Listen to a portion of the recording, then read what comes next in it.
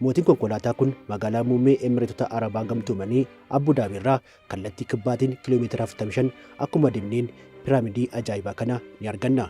Piraamidiin kun Gibxoonni waggoottan hedduun duratti hambaa seenaa ijaaran miti. Haalli ijaarsa isaanii fakkaata malee piraamidiin kun nama ajaa'ibaa Sheek Hamid bin Hamdaa Al Nahyanaan kan ijaaramedha.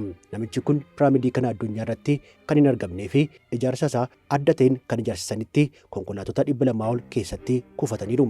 Obboleessa dursaa gamtaa Emireetota Arabaa kan ta'an Mohammed bin Zayed bin Sheek Hamdaan Al Nahyaan akkasumas hooggantoota biyyattii keessaa tokko kan ta'an Sheek Hamdaan addunyaa keenya kanarratti konkolaattota hedduu dhuunfachuun eenyuyyuu isaan biran gahu.